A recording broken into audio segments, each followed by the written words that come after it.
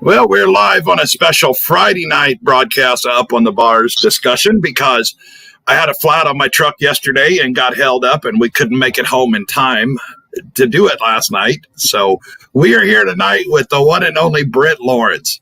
And Brent, how many times did you get say, Chaz ain't going to be on there with you tonight, is he? We get to hear him.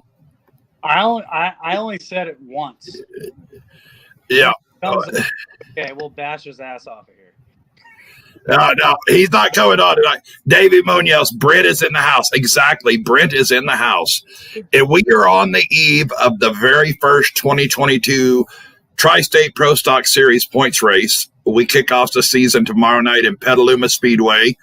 It's great that we get to talk to Brent tonight because Brent has supported this division since the inception of it. So thank you very much for being a part of that and being there. And I know you're excited to get the car going. Lots of good things going on. I need to take care of a couple of little quick housekeeping things with the Tri-State before we get started. If you're running at the Tri-State race tomorrow night after the pit meeting, get with Lyle Hopper or Mike Learn. We need to get your W-2s. They'll have them there for you to fill out, all that good stuff. We have to thank Rick Workman of Workman's Communication. He came on board to sponsor this race at Petaluma this weekend. So, and then we got somebody, hello from Oklahoma, Hooner Racing.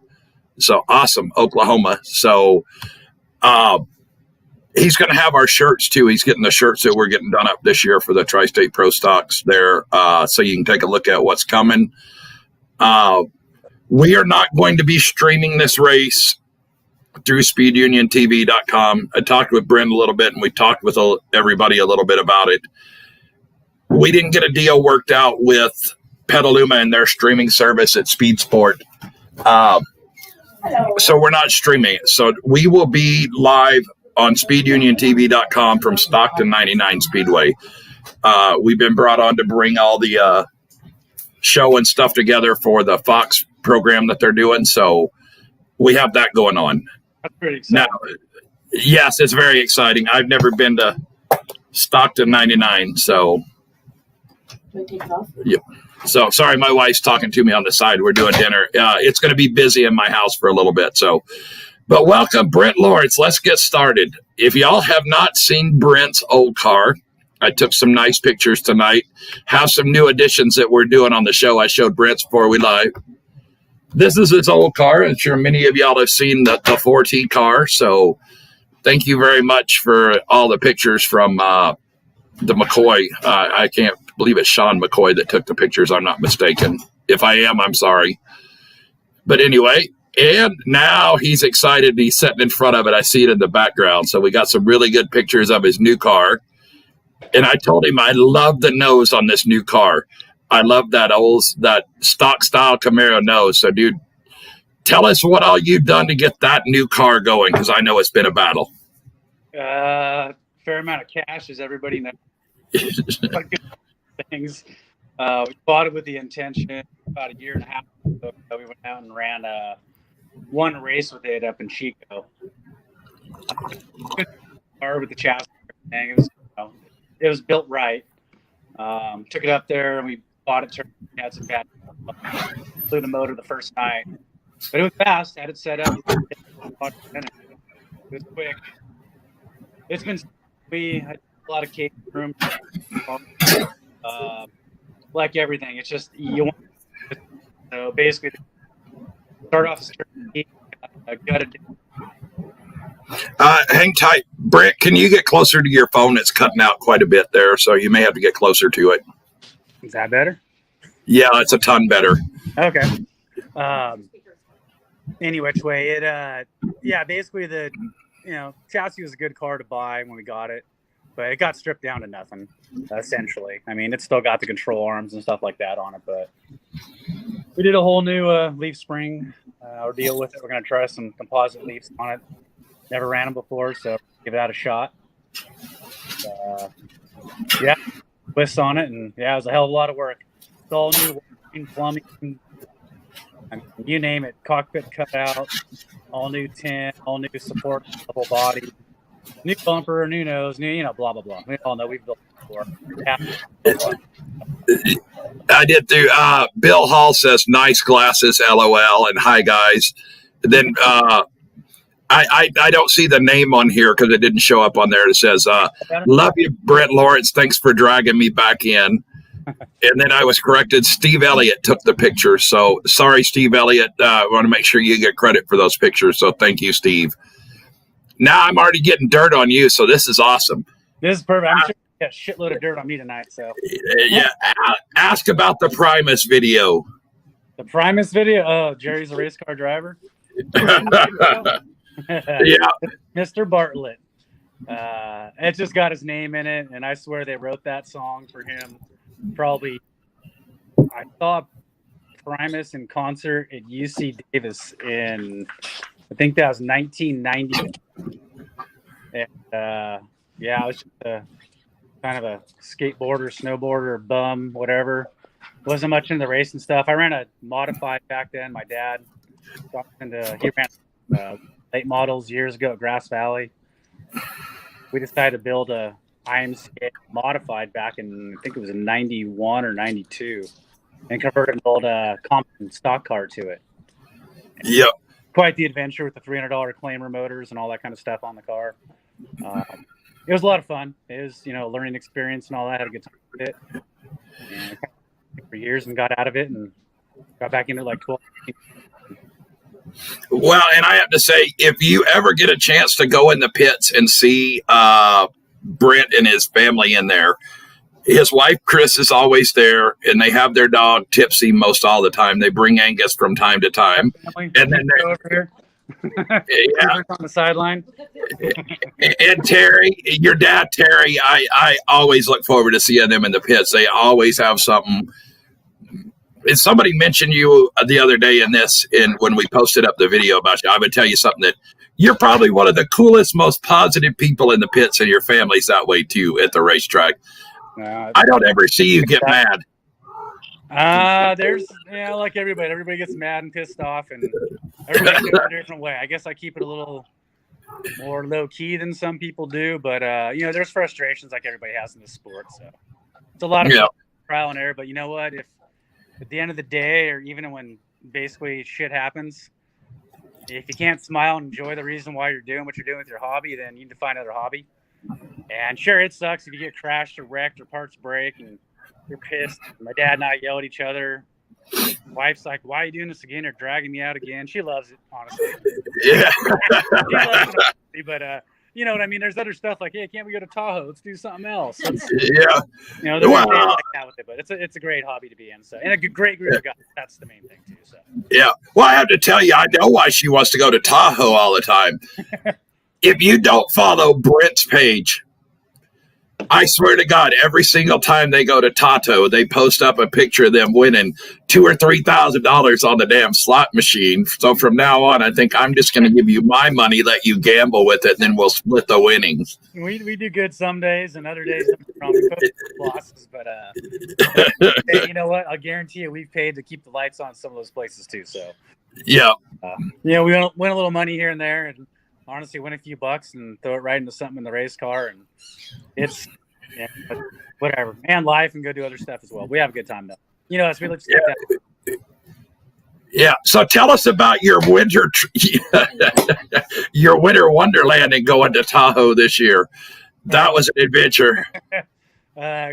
Yeah. Everybody knows better than to go to resort areas on a Christmas or a Thanksgiving or anything like that. But we are dumb but love adventures, I guess you'd say. And we decided to take off and go up there anyways. And my wife's birthday after Christmas, so she kind of always gets the crappy end like always. So we try and celebrate Christmas honestly like a day early, and then every year take off and go somewhere. And she loves the snow and doing that thing. We just said, you know what? Huge snowstorms, I don't care. We'll hop in the truck. Let's go. I'm down. And we always like a good adventure. I mean, we're down for anything, anytime, anywhere. But we got stuck in 14 hours, I think, to get to. It was 8 hours. I don't know, whatever it was.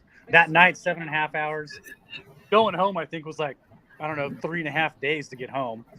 That's what I was getting into. They started out, well, we're going home tomorrow. Then it was like, nope, not going home today. Then it was like, not going home tomorrow, finding another room. And then it's like, well, if I can't go tomorrow, guess I'm riding the train home. But yeah, that wouldn't have worked because the trains were held up there too. They couldn't get through. You're trying to look for any way around the summit, any which way. I mean, you're looking to where you have to take like 89 way out in Nevada and head down. I don't even know which way. It would have taken us another 30 hours to get around that one. I go, you know what? I got the ability to take another day off of work. We have free rooms to stay at. What do we care? Yeah. So, Dathy was ready to get home. We'll say that much. Yeah. Well, there's the cats fighting in the background. I told you they were going to be in here tonight before we got started. So, but no. So, what are your expectations with building a new car this year and starting the season? How are you feeling going into the season? Honestly, like everybody's giving me, I mean, everybody jokes around about the whole, me and Petaluma have had a mixed emotion over the last few years. I ran there, I think probably only a total of, I don't know, probably 8-10 times, maybe total. Last few years, honestly, I didn't like Petaluma. The track was super rough and it got rutted so bad. Cars beat the snot out of each other. And I wouldn't blame it all on the drivers. I blame a lot of it on the track itself, being honest. And then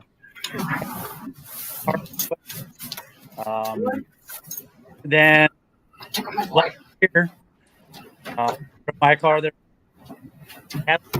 like, well, that's whatever. Barney's already beat up. Let's go there again. Why not? Yeah. My car had bad luck. Manny Avila let me drive his car one night. I think it was a freaking rocket. And liked it. I'm like, oh, I can kind of get hooked on this. Some bad luck with some guys in front of me. You know, shit happens. It's racing. Felt really bad for Manny. Front of the car got tore off. Tried to get it fixed. Just a rough night with stuff all in all. Came back then, though, and had a couple good shows there. And now with the new car going there tomorrow, everybody jokes about I should probably bring the old car because last time I was there, but you know, I had drive shaft stuff and just stupid luck. So new car bag. Well, you know what? That's racing. It's dirt track, so it happens. Well, the last time I saw you run, you had a very good day going as far as that going. I can't remember. I think something bad happened towards the end, didn't it? Yeah, drive shaft. Shaft on it. It started back in the heat, went up and did real good. What was it? I think I qualified. Was it second or third or I don't know, somewhere there. Pretty good. Won my heat. Started near the back in the main. Drew like an 8 or some crappy number like that. Driving up pretty good. Yeah, it was lap. I don't know. It was 12, 13, whatever it was. Good. And anyways, had a drive shaft. And I've ran okay at Petaluma a couple times, but not a lot. But last time I was there, the old faithful car, it was working, you know. The good old leafers at Petaluma, they're hard to beat when that track revs up. Well, and I noticed that Rick did a lot of work on the track, hauled in a lot of dirt, did a lot of work on the off season. And I didn't make the last race that we did there. Mike handled that race. And everybody talked about how good the track was. They said the track didn't rut up and get hammered like it normally does. And they said, man, it was great racing. I saw some videos. Great. So, man, and that race, I don't think anybody ran away with that race that night at all. I mean, there are 2 or 3 leader changes side by side. Yep. I know. A lot of good racing overall. So, yeah. Petaluma's come. I mean, it's a good track, and I've kind of had the Chico heavy hooked up, hammer down. Petaluma's generally that way until it buzzes off. It'll get slicked off somewhat. Depends on tides and all that, as everybody knows if you've ran Petaluma before. Yeah. It's a fun track to run. We'll just say this: it's grown on me a lot. I've always wanted to do good there, but when I've gone there, it used to be super rough. Now this year, they recut the whole track, brought in a whole bunch of dirt, supposedly did some reshaping of it. Mm-hmm. I was really hoping to have the new car done. Well, last year, kept saying I'm bringing it out, I'm going to get it done. Well, here's the problem. We all know this. If you have a new car that's sitting on jack stands in the shop, and you're racing every other weekend, every third weekend, whatever it might be, and you're going out, you've got maintenance to do. You're coming home and wrenching on the car. business for our construction company was really good last year. Mm-hmm. Busy all year long, so you only have so many nights out in the shop you can do, and you got to go out and do other stuff too. So I love this hobby, but got to have some other. So now I really want to get the car out and get some hot laps on it before I went to the first race, because literally we put on scales last night for the first time and it's close. So literally just finished the body, putting it back on again. I kind of took a couple pictures last night of it, but that I don't even have shocks on. The rear shocks aren't front. There's no front shocks in the car yet. Like we're pulling shocks out of the trailer, stripping the old car down. I mean, there's the old car still sitting there with the front end torn off from Stockton. So if this car, we didn't get it to a point in the last 2 or 3 days, all the tubing sitting in the back of the shop, and I was going to build a new bumper tonight. So we can Stockton tomorrow and bolt the nose back on the. So. Well, and I see you've got your secret weapon laying off there, right off your shoulder on the ground there. Yeah, I see those dirt bosses hiding down there. Oh, those little guys? You don't worry about those little guys. He's giving away his secrets. They're hard to keep up right now. So we buy 4 tires. Yeah. Well, what do you hang on just a second. Take this to her, please. So sorry, my camera person just showed up. And I got to get her mom's got to sign some paperwork for us to go with us. So I apologize. We're multitasking tonight, so I apologize greatly for that. But no, dirt bosses are done. I don't think you can get any new ones anywhere. Lyle said there's none in Indiana. There's none out here. So dirt bosses are like they're a thing of the past. Everybody seems to be switching to the RC4s. Yeah, people are switching over to them, and I know next year we'll talk about track tire or a series tire, I guess I'd say. Right. It's a good idea. I like it as long as you pick something that's somewhat economic. That's the main thing with a lot. We all know the cost of these cars. They're not cheap. The fuel bills this year are going to be brutal on everybody as of now. Hopefully that changes, but there's not much. Yeah, your phone's cutting out just a little bit again there. I know Robbie Sawyer said that as their prices went up on methanol down there in Bakersfield, I think it's $340 a barrel for methanol now. Wow. Which, I'm sure you run the 110, and Oh yeah, we're running the 110, and we've been talking about maybe going to the E85 to try and cut some costs with that, and do the whole conversion. And it's the pump gas station stuff. You got to test and run and check the water content and all that stuff. And I'm not that familiar with it, but that's what I've been told. It's not that big of a deal. Or we go buy a drum of it from somebody, and we just paid, I think it was $12 a gallon for 110. And that's probably just going to keep climbing, $12-13 a gallon. So, the good thing is, as long as we're not running 50 lappers, it's somewhat affordable. At least $100 bill a night in the gas tank only. It's and then to get there. So you talk about that 50 lapper that they're running up there in Wairika. We're trying not to do that anymore. Nothing personal. I'm fat and I'm old. I hadn't finished one yet. I don't know if I can run all 50 laps. I'm exhausted after 30. It's not car attrition, it's driver attrition in that one. Oh my God. Yeah. And Lyle said dirt boss is only available from people who have already had them as of last November. And that Lyle is a guy that gets all of our tires and stuff. Yeah. And I can tell you 110, I just called on it today. Up here it's $10.30 a gallon this year. You want to bring me a few gallons down next show?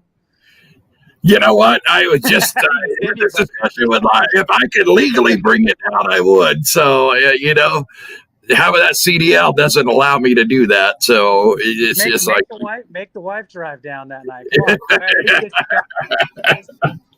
Oh, I wish there was ways to do it. It's man, I don't know how y'all do it in California. But I'm not saying that Oregon's pretty close on fuel. I think diesel last week was $6.49 a gallon, but it's went down some. Yeah, diesel's brutal here too. So it's just I don't care. everybody's got the big truck, big haulers and trailers and all that. I feel for them. And, we've got the little open trailer, but we're still running a big block Chevy gas sucking box down the road, getting to the track every weekend. And Yeah. I'm considering going and buying a little eco diesel Dodge or something half ton. I'm serious. It's just, and going and getting 23 to the gallon driving down there, maybe downhill with a wind behind you. But we're driving my wife's Nissan down to Stockton. He gets 41 miles to gallon, so I understand full well. We're leaving the pickup. Want to swing by and grab our trailer and car on the way down? Sure. If her little Nissan, you'd probably hook up to it and tip it over backwards. But put on a good show. So. Well, as we're here, we got to pay some bills real quick, so we're going to hit one of their sponsors here. Hang tight. Tired of calling multiple companies to complete your low voltage projects? Minimize the hassle by calling Workman Communications, your locally owned one-stop shop for all low voltage needs. We tackle everything from commercial and residential data, telephone cabling to access control installation, CCTV, alarms, and audio-video solutions. With no job too big or too small, we'll ensure your project will be completed to your standards with precision quality results. Let's start a new project together.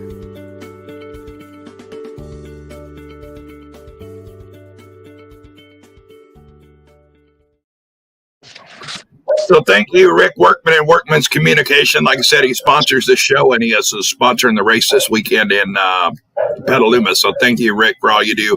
He's also going to be sponsoring our race at Placerville this year as well. So actually really miss Rick and seeing his dad and everybody at the track quite a bit, Yeah. We've raced years with those guys, and, hopefully his dad's getting his car back together one of these days, or maybe Rick will come out and drive these too, so. Well, they're planning on, but Rick, I know, just to give everybody a quick heads up and a background on him, they just bought a big house and got settled in after he got married. And then they literally moved his entire business from where they were at over to a new shop on his property, and they did it in 3 days. So, I mean, he's been missing in action. So, yeah, he's busy. Yeah. Doing that stuff. So life still has to go on. All right, so I know we kind of laughed and joked a little bit through this show. It laughed about your winter adventure. Yeah. Now I want to go back over to the serious side. Yeah. Everybody talked about the fire seasons that we've had and the things that happened last year. I want to touch a little bit on that. And for those of y'all that don't know, Brent lives over where they had the huge fire right there in California near Sacramento. And he posted up, the fire's getting close, and then the next thing I know, your wife was posted up pictures riding horses out of there. And can you tell us a little bit of how that went down? Because that was very scary from people. We weren't even there, and it was scary for us watching what y'all were going through. It was insane. Yeah, that's one of those things you never. I mean, everybody sees it on TV. If you've been through it, you understand, you get it. When that call comes through that there's a fire near your house. And honestly, my wife called me at work. She goes, there's a fire down the canyon by Bear River Campground, which is like 13 miles, basically sort of south of 6 miles, whatever, something like that. Down the canyon by the way the crow flies. And there's a fire in the river, suppose I go. Lots of ways away. I've grown up around here. Okay, well, let's finish up a day at work. Calls me back. That's it's climbing. It's growing pretty fast. I'm like, okay, well, I'm going to get my home. I hopped in the truck and tried to haul it. Had the roads blocked, highways closed. I only live 15 miles from my shop. To get home, the roads were all blocked off. They were setting up CHP, and I literally drove right around at CHP with the lights on. At the intersection, stopping cars. I'm going home. Like I don't care. Like, try and pull me over. Good luck. Get home. So hauled ass home. Came home and pulled up to seeing smoke and fire in all my neighbors' houses behind me going up, basically. And you come home to something like that, it gives you chills even just talking about it again. Mm-hmm. But come home and trying to get we've got all kinds of, you guys, you don't know me at all. We got a bunch of farm animals and stuff around here. My wife does.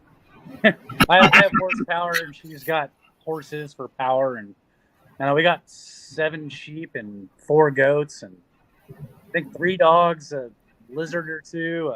I've got my parrot. My dad has a cat. What else we got in our house? What else am I missing? Something. Oh, and 2 horses. Yeah, 2 horses. Yeah. Anyways, it just enough animals to worry about and all that, and you come home and a lot of other people had gotten out and we were trying to load up the horses and get out of here. Horses would not load in a trailer. Goats and sheep wouldn't load in anything. They're just all scared running around. Wife and luckily a friend of hers came over to help her, and they literally hopped on them bareback, and her old 25, 26-year-old horse hadn't had a saddle on him in years. And we've got some full-bred thoroughbred, and Chris had never ridden him here. Had a broken leg and was all healed up. We adopted him to keep our old horse company as he got older. And anyways, her and her friend literally hopped on him bareback, took off down the road. Luckily, the truck and trailer were actually sitting in front of the shop bay. The ironic part was, one of the trickiest parts was when you got to make a decision when our old car, the old 4.2, ran forever. In there in the shop, wheels on it, tires on it, whatever, ready to basically throw a strap on and winch it in a trailer right in front of it. Or you look over at the new car and a brand new motor, like the best motor I've ever had in my life, sitting there on a ground next to an engine hoist, going, what do you load? How much time do I have? What are you going to grab? Obviously you went in the house, grab the valuables right off the bat, guns, pictures, the important stuff. Then it's like, all right, running around the shop. Wife and them took off on the horses, got the car loaded up. Well, Old Faithful's going on the trailer. It's easy. The motor went. It sucks, but what do you do? It's you pick your poisons and you think you have X amount. Wife and them, everybody took off. Family took off. I stayed, watched the 2 neighbors' houses burnt up. Behind me, the flames came up the back of our property. Basically burnt up the back of a couple of our fences right in the back of our shop. And there's no more staying late. Opened the gates for all the sheep and goats that stay around. They didn't want to leave. Just opened the gates and said, well, good luck. What do you do? Drove out, thought I watched the shit. Oh my God.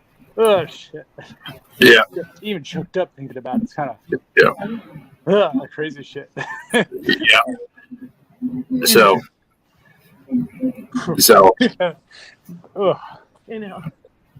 well, old memories, I mean that kind of shit gets you. Yep. Well, real stuff in life, Well, I know y'all had that going on, and I know you have your dad that lives there on the property, so you had to help him get around. If y'all haven't been around Terry, he doesn't get around as well as some of us do, so I know y'all had a lot to do with that. Oh, yeah. But yeah, definitely wanted to get him out of there and everything, so. Yeah. And, well, and your neighbors, I know they were putting them up in shelters, and y'all talked a little bit about it in your posts and stuff. At least you had your business that you go to. You had a place to go camp out a little while and all that stuff. And, and then we were all glad, and you finally let everybody know. And I know I messaged you. I know Lyle messaged you. Lyle had his trailer hooked up saying, hey, you need help. I'm on my way. What do you need? And I know you probably had 15 other people telling you the same thing in that area, because that's racers just jump on board. And there's with racers and family and all that, it's one big, stepchild, so to say, family with everybody. Even if I met the guy at the track the night before last, anything like that ever happens, that's just the kind of people we are. We'll go save anybody, help anybody, do what you can. And we got so many offers, the phone's exploding. Couldn't even answer all the calls to everybody, which it's more than appreciated when something like that happens. And it was I don't want to say traumatizing. Obviously, I just got choked up on it talking about it. Get in depth with that kind of stuff. It's hard to look back on. But we pulled through it fine. My neighbor's houses, out front of my house, everything looks normal. Turn around the backside, and burned up one of my dad's old late model. He ran for years. It's still sitting back there, burnt to the crisp. And burnt up. There's stuff around my Jeep, the shop, everything. But good people just offer all that kind of stuff to you and come and help. They'll come from anywhere and help you. That's just the way. One of the biggest things of the whole racing community and all that is we're all grassroots. And for the most part, everybody's grassroots and help each other. That's the good thing about it. It really is. Well, I'm just not even going to say all like our community, because I think that's just racing in general. And I mean, I've never been around Tony Stewart or a Kyle Larson. I've never been around them. But you see videos of those guys. They're at a sprint car somewhere. somebody they don't know wrecks in a sprint car, and they're over there laying underneath their car helping put it back together in the middle of a race. I mean, you got those guys at that level, and they're over helping, you and I do stuff to get out there and race. I think that's just racing in general. I really do. I really believe there's so much truth in the matter with that it really is racing in general. It's just one of those hobbies, sports, whatever you want to call it, that everybody's involved. They look out for each other. They help each other. You need anything, people want to help you out, and that's a good way to, it's a good sport to be in. I mean, sports all have their ups and downs, and there's competitive sides and all that. But at the end of the day, even in our little dirt track community class we run, everybody will bring you any part to make you faster, help out. You're broke, anything, they'll help you. Yeah. I don't know. You go play. Other sports are different, I guess, but I don't know, whatever. Well, you had the same thing when you went down to Santa Maria last year. You burned up an axle on your trailer, and then all the Bakersfield guys came down there and got down the side of the road and helped you get going. So that was just out of nowhere. A total awesomeness went down to Santa Maria. A lot of people. Honestly, that was truth be told, that's the only time anybody's ever helped us out. Even before our race to get down, or any kind of sponsorship help, whatever, we were a little low on some funds to be able to afford the trip to go down. I put up, hey, somebody, help out a little bit. I don't know if I can make it down. I had so many people offering a little bit of gas money here and there, whatever. Huge differences to come down and help, Mm-hmm. And that's really just outstanding. We ended up having, honestly, there's a little enough left over. It was like, hey, we're going to do a trip to Ventura, my hometown. I haven't been down there. My wife's never been there. It's where we grew up at. She's never seen my old house where I grew up at. We went down and did that, coming home. And, you go down and run like the Santa Maria tracks, stuff like that. And I'm sorry, that was Bakersfield. We did that trip with the gas to help out and all. But Santa Maria coming back, blew out that trailer, the axle tire. And, Rich Denman came to save my ass, actually. I appreciate it very much, Rich. He's stand-up people, It's like we've seen him at the track a couple times, know him through friends. And people get on the phone. And next thing you know, somebody's there with a generator and a grinder. And we're grinding axles down. And Ryan Smith comes and brings us another hub assembly and all that. And got us, out of nowhere, it's like everybody's flocked in to help, and that's just awesome. That's just our community. Period. That's racers in general. So. Yeah, and see, that's kind of why I started doing the show, is to talk about all that stuff and build up our community, and it's kind of morphed into something a little more whatever. But I like hearing these stories and the stories of what y'all went through, because I know it was kind of deeply personal, and I appreciate you sharing what you did with that. And I just enjoy that. And we went down to Bakersfield last year. Well, I'm going to back up because I'm going to tell the story. First time I met Brent was at Wairika. It was. And I posted up my first TikTok this week, so I shared that TikTok video, and I had to put the perfect song in on that one. Oh man, Roy's changing faces, going to the TikTok world now. If you're gonna promote stuff, you got to be on all of them. And I don't know how to do nothing. I feel stupid trying to do it, but anyway. But yeah, I was laughing because I was sitting there going, I'm talking to Brent, and that's where we met, was at Wairika. I turned my car upside down and parked it on the front stretch right in front of the stand. So I guess if you're going to do it, that's the best place. Everybody got an up close personal view of it. So yeah, that was scary as hell to watch, Roy. That was scary. That turn 4 wall bit you. Oh, it bit me hard. Yep. But I don't run the high side very well. I'm not a very good high side driver. There you go. I get nervous. I've always been one of those high side guys, and I've kind of always been a high side guy. I can go low occasionally here and there. It depends on the track, obviously, but I've kind of been known to be the one on the outside making that goofy pass up high, but only if there's room normally. So. Yeah, well, that's the problem at Wairika. 3 corners have got plenty of room. You come off that 4/3 and it shortens up real quick. That wall jumps out real fast at you. That's the damage. Yeah. I just don't want to go off those banks there at Wairika. That's the only thing that scares me about that track. They kind of flatten those up on the top a little bit, so they're a little better. Yeah, I mean, sort of. It's still a launch. Yeah, so, but last year, firsthand, I went off backwards under about 60 miles an hour in turn 3. So trust me, I know backwards all the way down up to those tires. Last time I was up there, about what in my pants, I needed to change the drawers after that one. Yeah, I've never been to Daytona, but you hear stories about Daytona, and I think that's how it is off those banks, because that thing's kind of a deep bowl, and then all of a sudden you just drop off, and it's like, holy crap. I haven't done it yet, so I don't know. Knock on wood. Yeah. I haven't done it so far. So I got a question for you, Roy. People got questions for me. What do they want to know? Is anybody asking anything out there? No, they're just sharing it. Man, our super stock history. Yeah, Andrew Peckham says crazy times for sure. I don't know Andrew, but he's commenting. Andrew's a local guy, lives in Grass Valley, and he runs IMCA Modified at B-Mod. Okay. And, he's done killer with it. He's a freaking hot dog, tell you that much. He's got a foot. He can drive. That's for sure. Justin Crockett has a question for you. Oh, shit. Yeah, Justin, I'm going to tell on him right now, and I'm going to let him tell you what the first one is, because I know this one's different. What's he drinking?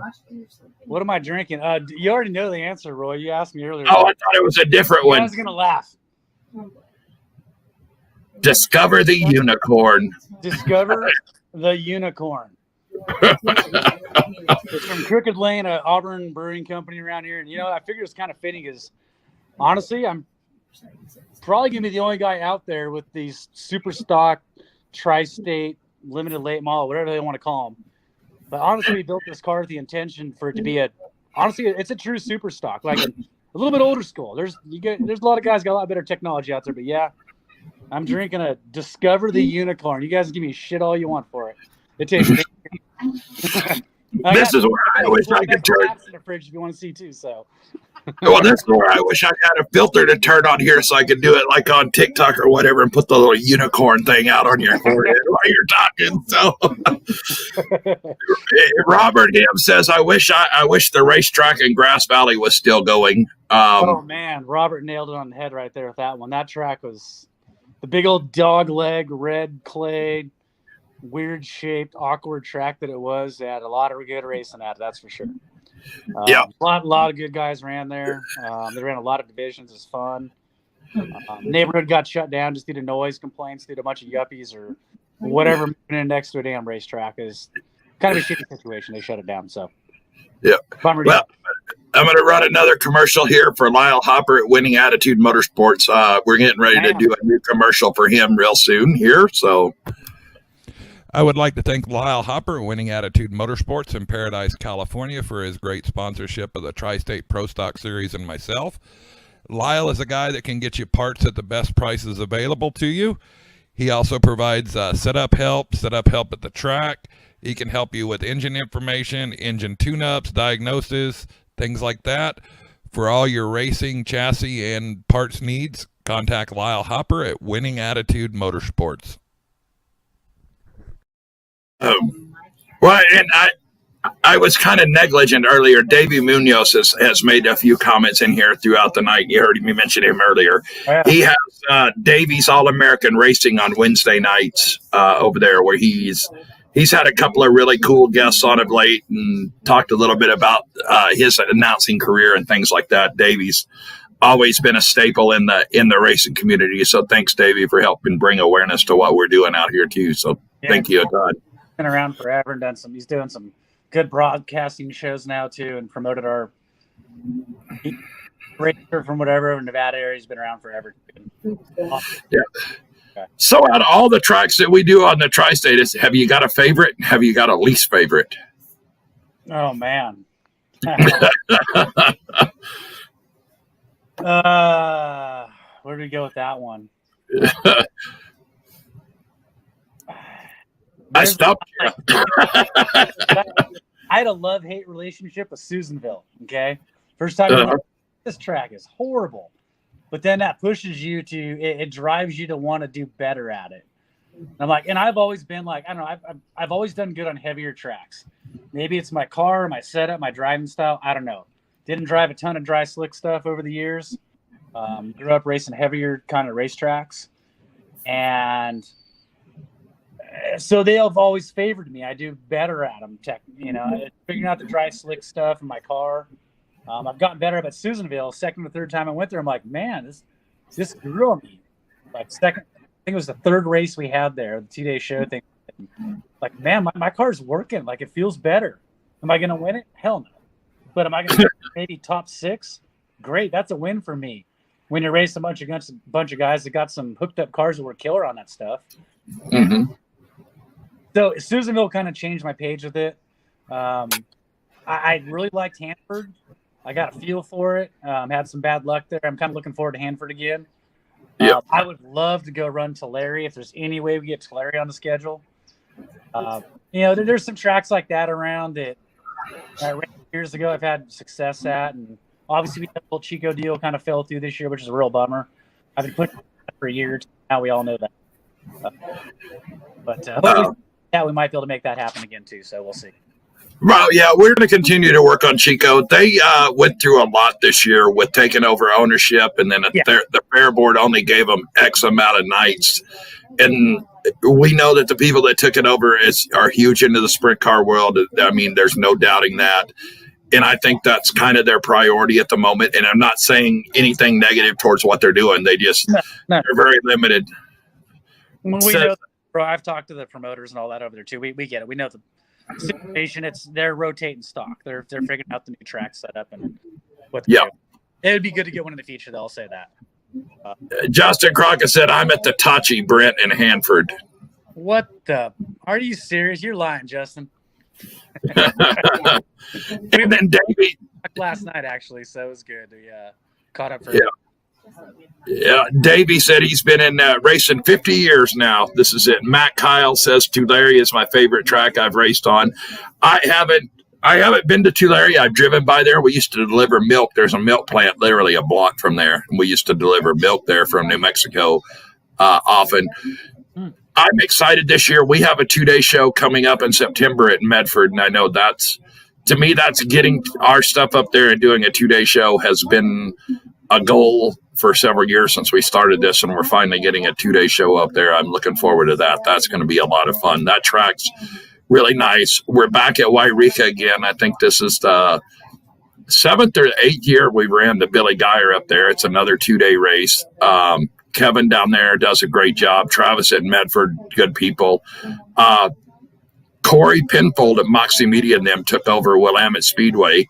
And I got to get the date out for everybody. They have an open pro stock show that they want everybody to come with their sportsmen up there if you want to come up there and run. I know they're planning on having a good payout and all that stuff. Corey and Sandy, great people with Moxie, want to support all that they're doing. There's so much. The pro stocks are starting to gain quite a bit. And I am looking forward this year to August 6th at Coos Bay. Yeah, we're going to do all we can to make as much traveling and shows as we can. It's a good schedule we have. There's tracks on the map, and if we can do a couple of the Oregon shows, we're going to try and make it up there for them.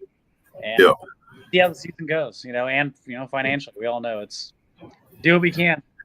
Yeah, and I talk about Coos Bay a lot. It's not a tri-state race, but if you haven't been to Coos Bay, it's like 10 miles from the beach.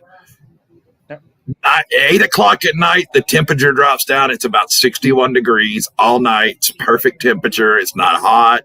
It's not miserable. That track used to be an asphalt track, and they came in and they put the dirt over the asphalt. So the water always stays in it. So they water it. Now I'm going to tell you the thing, it will get your attention bigger than anything in there. In 1 and 2, there's like a little low spot right as you're coming out of 2. And it's always a mud hole. So if you come out of that corner just a little bit too low and that left rear hits that, let's go. Hang on. You talk about wet your pants. That make you wet your pants. That car's digging in, and all of a sudden then it doesn't. It's like, oh shit. That's right. Yeah, it'll sneak up and grab you. But man, I love racing there. I love. I'd love to get up and run a few of those tracks. I really would. I've seen them over the years, videos and all that, and it's. Like everything doesn't do it justice till you're actually on the track racing with the guys up there. So, it's awesome. Like Coos Bay, you're talking about finding the uniform. I just like racing there and want to do well. I've sucked really bad there in the past, so now I want to go over there and do well. And I'm going to tell on myself. I took the leaders out while I was being lapped. So we ain't going to say nothing over there. I wasn't very popular. So hopefully nobody's watching that you did that to you right now tonight. oh no, they recorded it. It's out there. You can look for it. You can see it. So we'll see how the rest of but yeah, we actually made peace with those guys, so we're good, hopefully. But it's always a good show when the Outlaws go over there and run with their sportsman class. And we made the Bud Nationals last year, and I'm glad you guys came down there for that. That was an adventure. I've ran Bakersfield a couple times before and never had a ton of success. We went down there. My dad, we ran the night before, the weekend before, I guess it was, in Marysville, I think it was. And I'm like, the car's feeling a little loose, but whatever. He's like, it's just loaded up. Let's go down to Bakersfield. And my old man drove it. Got down there. Man, this is the loosest car I've ever driven, spinning out. Well, left her axle broke. So we're driving off the track the whole night. That was 5 years, something like that ago. It's Bakersfield's a fun track. I've tried to figure it out. I'm getting better at it. Maybe this year we'll go down with the new car and have some more success. Trying to put a little more money at the cars, and we got to invest in them. We're racing some hot rods out there, so yeah, it's tough. It's a fun competitive class with all the cars we got. I mean, Matt Kyle, I noticed he's done a lot of work on the Calhoun brothers car over the winter. I know he showed some pictures here and there. So looking forward to now, I haven't driven on Bakersfield, but we did get to go down there last year. And if y'all haven't seen Bakersfield, you come out of 1 and 2, and then there's a wall, and that's where all the cars come on behind that wall on that track. I can only imagine what that's like in a car, because it looks kind of like Wairika. That looks like it's a little deceiving coming off that corner. And Justin and Chris Smith, I swear, Justin and Chris Smith, watching them run, I don't think you could have put a piece of paper between their right fender and the wall without it being torn up. That was how close they were. It's like, oh my God, I don't know how the hell y'all drove that close to that wall. No, I was guys know how to run that track. They're fast as hell there. And there's a lot of other guys down there, Griffith, and there's an endless list. There's a lot of talent down that area. And you're racing with the good guys down there. You really are. But yeah, that turn 2 wall will bite you. It comes down, I'm not used to running there. Know it. Those guys probably don't even think about it now. It's just like, whatever. Come at it too high. I don't care. I'll slap that thing around. But I come out there. I'm going to put my right rear end and fucking cartwheel the car. Yeah, no kidding. That's why I said I was just watching. And Chris and Justin both just got, the closer they got, the faster they got. And it's like, man, y'all are just going to miss it one time. It's all it's going to take is one, and they never did. They just know it. Yeah, they know that track well, and they're fast. I mean, both those guys they're talented. That's for damn sure. They're good racers. Love racing with them. Yeah, Bill Hall says he's still working on his car. I know he just converted his from leaf springs back to bar cars. So, Bill, I'm still going to give you crap. You told me how great them leaf springs were. Leaf springs. But now you're back on bars, sir. I know. Bill's all over the map. I love Bill. We've known him forever and raced in Chico and all that. Just good dude. Yes, he is. Absolutely. Now, Brent is sticking this out because he went through some turmoil with buying a new car about, well, I don't know, should I stay on leaf springs or should I go to bar cars? And he was looking around. I was. What was your ultimate decision in that? It was kind of one of those things. You stumbled across one. It was a decent enough deal on it. And the way it looked, though, our old car, didn't plan on running it the whole last season. Was not planning on running that car at all. It is right. If any of you guys honestly got underneath the old 4T car and looked and saw how we've had some nights where we're fast. We're not always at the front. We're not always at the back, but somewhere in the middle usually. But had some good nights. And that car is so twisted. I rolled it at Quincy. It's never been on a jig. The front control arms are literally the same control arms we've had in that car for like 12 years now. I think we might have changed one. The spindles, all the spindles on it.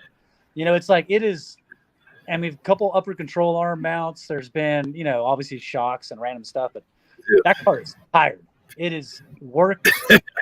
We keep reworking it. Somehow we keep finding some speed, and it's like putting on that, old pair of slippers that's worn out. When you get home from work after a tired day, they just fit. Yeah. You don't want the new ones. You want the old ones. You know how to drive them. They take you where they're going to take you, and they fit you. I know every time you turn the wheel in that car, you know where it's going to go. You know what it's going to do. Even if it's not the fastest, you know what it's going to do, though.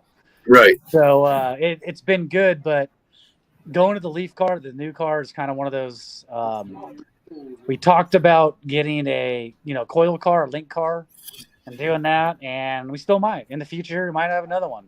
The old 4T cars, it's sitting here with the motor in it, ready to go. It's probably just gonna sit here for a while the new car runs, and kind of go from there with it. It's I to be honest with you, I've never once driven a link car in my life. So if somebody wants to throw me their seat and a steering wheel, I'll go drive the shit out of it and try it.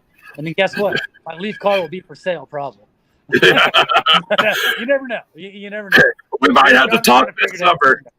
We might have to talk this summer. You're tall like I am, so you might be able to fit the pedals. So, we'll give it a shot. I'll hop in anything and drive anything. So, Brent, Robert Himm says they're faster after they're bent. Well, I know. Robert, I'm just gonna say this: that your car must be really bent, because your car was on rails at Stockton on the 5th of February. Philip Shelby did a heck of a run in your mod, so it must be really bent. I think Philip Shelby has 3 balls. I'll say it on camera right now. But, he's got. If everybody knows Philip, he's a great driver. Philip knows how to wheel a car. Robert's got good equipment. Robert knows how to wheel a car, set up a car, all that. That's just a winning combination right there too. So honestly, good people. Dustin Chastain, Leaf spring cars are legit. I'd rather have a Leaf car than a coil, but I didn't find a Leaf Sport mod. LOL. Hey, I got 1 week converter. We'll sell you the old 4T car right here. Hey, look at the fenders. It's kind of half. The fenders are half off of it. There you go. It's ready to go. 200-pound modified. Go for it. It works. Yeah. There you go. Got to put an open motor in it, not a crate, right? Yeah. That's a whole nother topic right there. My old man, I've been very lucky. My old man's built these motors for years. The only motor we've ever had that hasn't been built by my dad, honestly, is the one that came in the new car we're taking out this weekend. And I drove it one race, and the fucking thing blew up. We knew it had 12 races on. It was like, it's got under 10, 12 in it, no problem. I took it to Chico one night and hooked up track with a 6400 chip in it, and the thing annihilated itself. It's like, really? Anyways, my old man's done our motors for us, which is great. He's no pro builder by any means. There's better out there, obviously, but he does a good job with it. It's awesome. They've been good power plants and reliable. So we've had our hiccups. We all know that, but it's just overall it's good. Well, there's a saying that we're not going to say on here, but we all know what that is.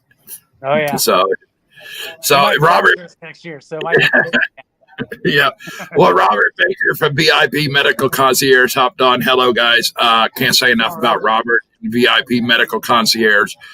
I'm going to tell you right now, if you're at the racetrack anytime this summer and he's there, if you're one of the people that's a little older like I am, go spend a few minutes and take his IV hydration that has the anti-inflammatories in there. I cannot stress how great I felt after that. It's amazing. I haven't done it yet, but I'll be on the list one of these days to try it out. Now you guys have all great, so. Well, I know that you like to drink in the pits afterwards on a 2-day show when he's there. Go take it for a hangover relief. So I'm just saying, I know I've been around y'all. Dustin Chastain says screw crates. Justin's in there on that one. Yeah, Donnie Fortney. Never had one. I can't talk on them.